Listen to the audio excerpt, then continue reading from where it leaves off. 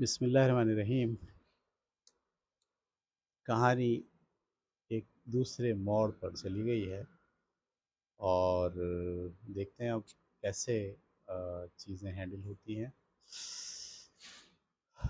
میں پڑھتا ہوں، آپ سنیے۔ خاموش اور ڈرے ہوئے جانور دبے قدموں واپس کھلیان میں آ گئے۔ ٹھیک ہے نا، وہ بھاگے تھے پیچھے پیچھے کتے بھاگے تھے بہت سارے، سب سے آگے اسنو بال پر انہوں نے حملہ کیا تھا۔ اسنو بال نے جان بچائی اپنی بھاگ کر۔ سارے جانور دیکھنے گئے تھے کہ کیا ہوا، اور اب وہ سارے جانور واپس پلٹ کر آ کے وہیں اسٹیج کے سامنے بیٹھ گئے ہیں۔ ٹھیک ہے۔ خاموش اور ڈرے ہوئے جانور دبے قدموں واپس کھلیان میں آ گئے، پھر فوراً ہی سارے کتے بھی بھونکتے ہوئے واپس آ گئے۔ یہ پہلی نظر میں کوئی نہیں سمجھ سکا کہ یہ مخلوق کہاں سے آ گئی، لیکن جلد ہی مسئلہ حل ہو گیا۔ یہ وہ کتے تھے جن کو نپولین نے بچپن میں ان کی ماں سے لے لیا تھا اور کہا تھا کہ ان کی پرورش وہ خود کرے گا۔ ابھی ان کتوں کی عمریں زیادہ نہیں تھیں، لیکن وہ توانا کتے تھے اور دیکھنے میں اتنے خوفناک لگ رہے تھے جیسے بھیڑیوں۔ وہ آ کر نپولین کے قریب کھڑے ہو گئے۔ یہ بات یقیناً توجہ طلب تھی کہ وہ اپنی دم اس کے سامنے اس طرح ہلا رہے تھے جیسے دوسرے کتے مسٹر جونز کے سامنے ہلائے گئے۔ یعنی بات واضح ہو گئی کہ یہ کتے دراصل نپولین کے پالتو کتے ہیں، نپولین کو اپنا سردار اور آقا سمجھتے ہیں۔ نپولین اپنے پیچھے آتے ہوئے کتوں کے ساتھ اس جگہ پہنچا جہاں میجر پہلے کھڑے ہو کر تقریر کی تھی۔ وہاں کھڑے ہو کر اس نے اعلان کیا۔ اب دیکھیے کیا اعلانات وہ کرتا ہے۔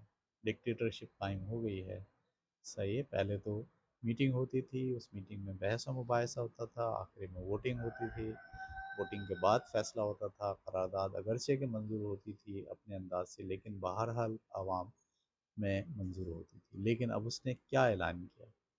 اس نے اعلان کیا کہ آج سے اتوار کی صبح ہونے والی میٹنگ ختم کی جاتی ہے۔ پہلا کام۔ ہر اتوار کو صبح جو میٹنگ انہوں نے طے کیا تھا کہ ہم اگلے ہفتے کے سارے کاموں کو طے کریں گے، وہ میٹنگ ختم کی جاتی ہے۔ وہ غیر ضروری بلکہ تضییع اوقات کا باعث تھی، یعنی کوئی فائدہ نہیں ہے اس میٹنگ شیٹنگ کا، بیکار کی بات ہے۔ اس نے کہا آئندہ تمام ایسے سوالات جو کام سے متعلق ہوں گے، اس کا فیصلہ یا منظوری سوروں پر مشتمل ایک خصوصی کمیٹی کیا کرے گی۔ ڈکٹیٹرشپ، مارشل لا، ہم کریں گے اس کا فیصلہ، پبلک نہیں کرے گی، جس کی صدارت میں خود کروں گا۔ اس میٹنگ کا انعقاد پرائیویٹ طور پر ہوا کرے گا، جس کے بعد فیصلوں سے دوسروں کو آگاہ کر دیا جائے گا۔ یعنی ہم میٹنگ کر لیں گے، ہم فیصلے کر لیں گے اور آپ کو اعلان کے ذریعے بتا دیں گے کہ ہم نے کیا فیصلہ کیا۔ بہرحال جانور اتوار کی صبح جمع ہو کر پرچم کو سلامی دیا کریں گے اور انگلستان کے ظالم درندوں کا گانا گایا کریں گے۔ یعنی جمع ہوں گے، گانا گائیں گے اور پھر اپنے اپنے گھر چلے جائیں گے۔ فیصلے آپ کو نہیں کرنے، ہم فیصلے خود کر لیں گے۔ اس کے بعد ہفتے بھر کے لیے احکامات وصول کریں گے، لیکن اب مزید کوئی بحث نہیں ہوا کرے گی۔ ٹھیک ہے۔ اسمبلی برخاست، پارلیمنٹ ختم۔ اسنو بال کو نکالے جانے کے صدمے کے علاوہ اس اعلان نے بھی انہیں خوف سے لرزہ برندام کر دیا۔ ان میں سے بہت سے یقیناً احتجاج کرتے، لیکن ان کے پاس کوئی دلیل نہیں تھی۔ باکسر بھی کافی تکلیف محسوس کر رہا تھا۔ اس نے اپنے کان پیچھے کیے، اگلے پیروں کو کئی بار اٹھایا اور کوشش کرتا رہا کہ اپنے خیالات کا اظہار کرے، لیکن پھر سب کچھ بھول کر گونگا ہو گیا۔ چند سور بہرحال قوت گویائی رکھتے تھے۔ چار جوان سور جو اگلی قطاروں میں کھڑے تھے ایک ساتھ بولے، لیکن یکایک نپولین کے قریب بیٹھے ہوئے کتے غرانے لگے، اس لیے وہ چاروں خاموشی سے دوبارہ بیٹھ گئے۔ یعنی جس نے بولا اس کو ڈرایا، دھمکایا، مارا، پیٹا اور اس کی آواز کو بند کر دیا، اس کو دوبارہ بٹھا دیا۔ اتنے میں بھیڑوں نے اپنا مخصوص نعرہ لگانا شروع کر دیا، چار پیر اچھے، دو پیر برے، اور یہ سلسلہ کافی دیر یعنی قریب قریب پاؤ گھنٹے تک چلتا رہا اور کسی کو کسی قسم کی بحث کا موقع بھی نہیں ملا۔ اس کے بعد اسکیولر کو بھیجا گیا۔ یہ ہے وہ کریکٹر جو ہر چیز کا بہترین جواز پبلک کے سامنے پیش کرے گا. یہ ہیں وہ رپورٹرز، یہ ہیں وہ صحافی جو ہمارے ہاں ہر ڈکٹیٹر کے لیے لے کر آتے ہیں کوئی نہ کوئی وجہ ایسی جس سے وہ مطمئن کرنے کی کوشش کرتے ہیں. Propaganda machinery. اسکوئلر کو بھیجا گیا تاکہ وہ فارم میں دوسروں کو نئے فیصلے سے آگاہ کر دے.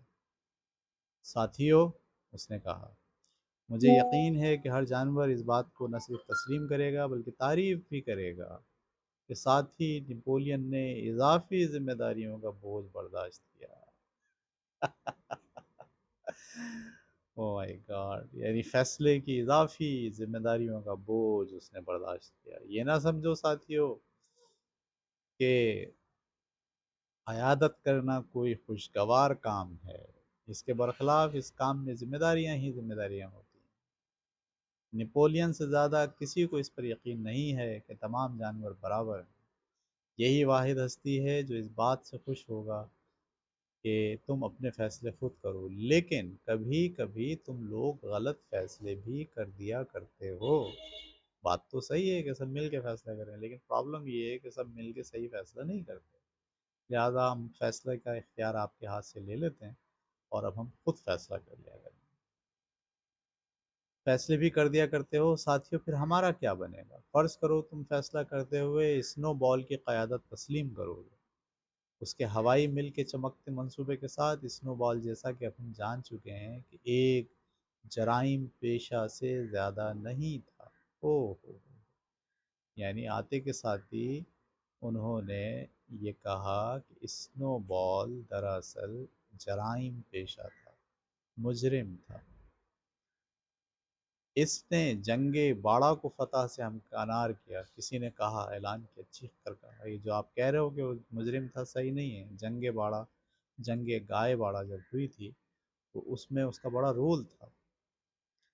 تو جواب میں اسکوئلر کیا کہتا ہے؟ صرف بہادری ہی سب کچھ نہیں ہوتی. اسکوئلر نے جواب دیا، وفاداری اور تابعداری اس سے بھی زیادہ اہم ہوتی. اور جہاں تک جنگ گائے باڑہ کا تعلق ہے تو مجھے یقین ہے کہ ایک ایسا وقت ضرور آئے گا جب ہمیں اس حقیقت سے آگاہی ہوگی کہ اسنو بال کے کردار کو بہت بڑا چڑھا کر پیش کیا گیا ہے.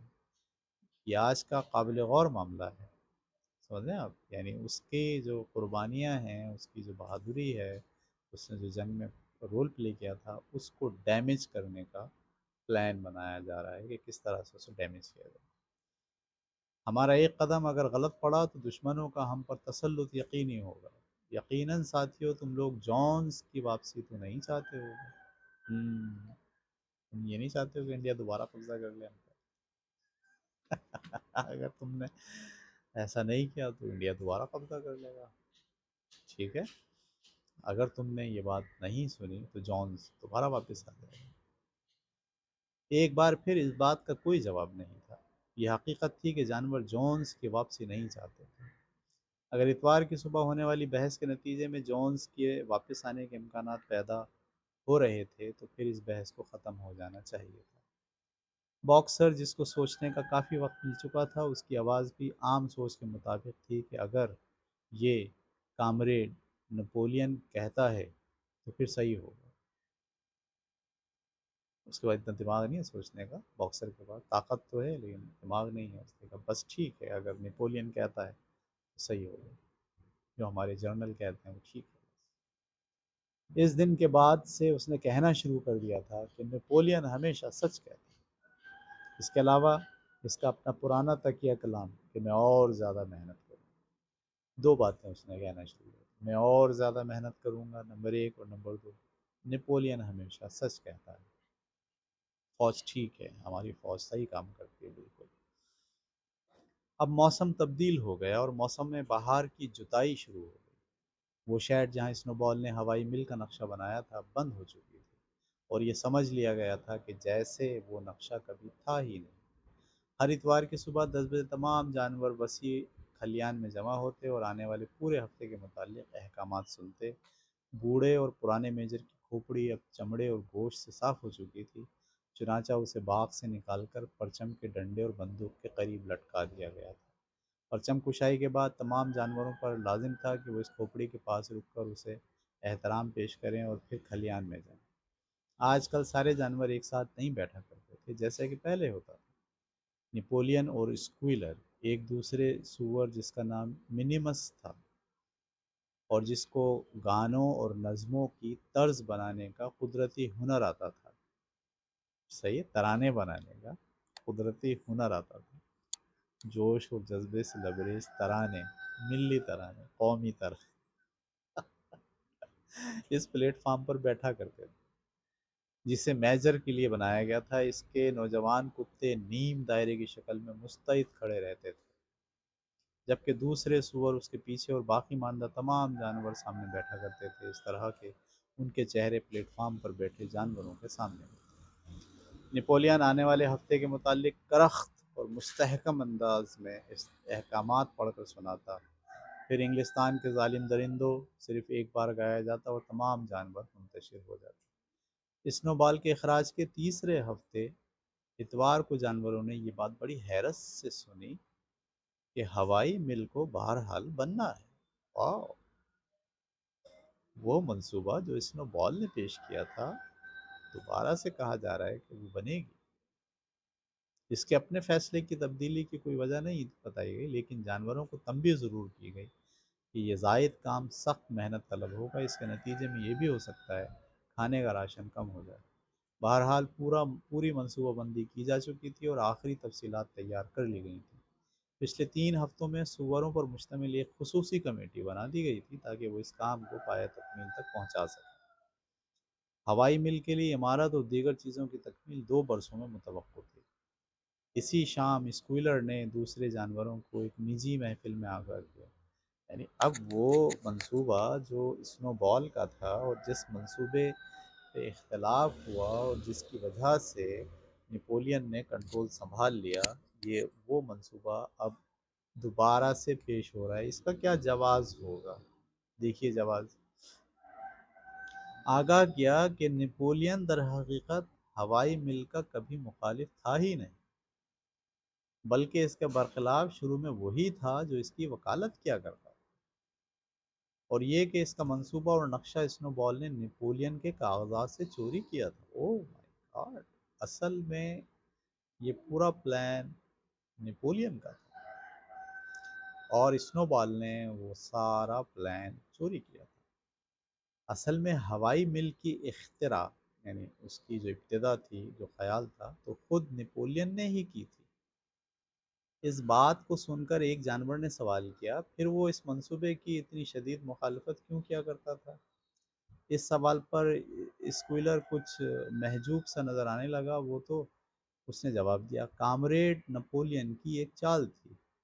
ایسا لگتا ہے کہ ہوائی مل کے سلسلے میں اس کی مخالفت ایک حکمت عملی تھی تاکہ اسنو بال سے چھٹکارا حاصل کیا جا سکے، کیونکہ وہ ایک خطرناک اور اثر رسوخ رکھنے والا کردار تھا۔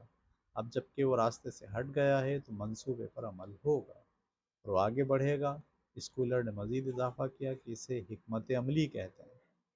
اس نے بار بار دہرایا کہ حکمت عملی ساتھیو، حکمت عملی۔ یہ سب کچھ کہتے ہوئے وہ گول گول گھومتا اور اپنی دم کو ہلاتے ہوئے ہنستا رہتا۔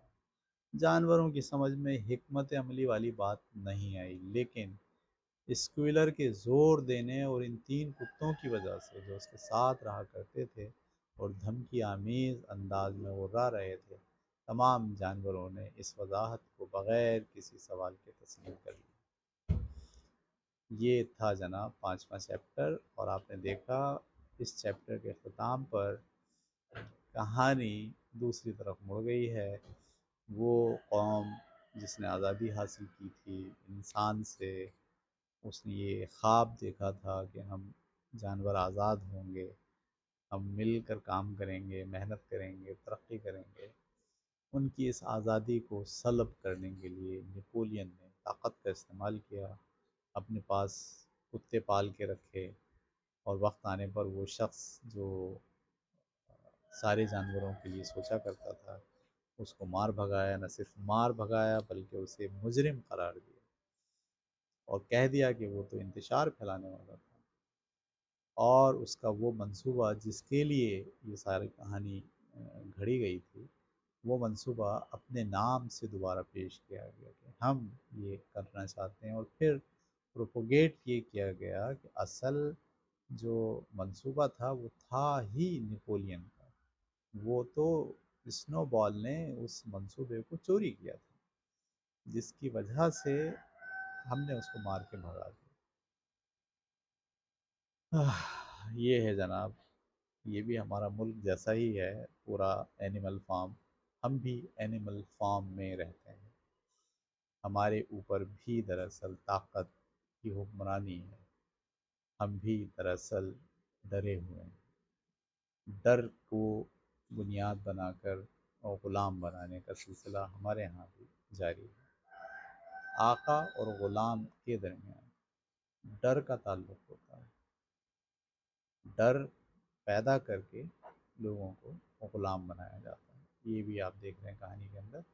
تو ہم نے آج کا یہ چیپٹر ختم کر لیا، چھٹا چیپٹر انشاءاللہ کل سے شروع کریں گے، کہانی ابھی آگے بڑھے گی، ہم دیکھیں گے کیسے اس اینیمل فارم کو جو ہے وہ ایک آئین بھی ہے جو لکھا ہوا ہے بڑی سی دیوار کے اوپر، 7 پوائنٹ ہیں، ٹھیک ہے نا؟ وہ 7 پوائنٹس کا کیا ہوگا، اس کو کیسے آپ جھٹلائیں گے؟ دیکھیے اگر آپ اس کتاب کے اندر اسے کیسے جھٹلایا جائے گا، اسے کیسے رد کیا جائے گا، گریجولی کیسے اس کا کام تمام کیا جائے گا۔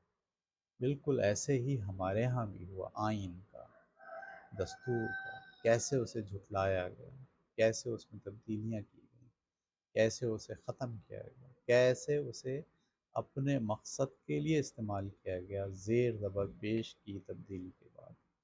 یہ کہانی بالکل ہمارے ملک کے اوپر پوری پوری فٹ آتی ہے، اسے پڑھیں، سنیں، اور اس سے جو شعور حاصل ہو، اس شعور اور آگاہی کو اگلی نسل میں منتقل کریں۔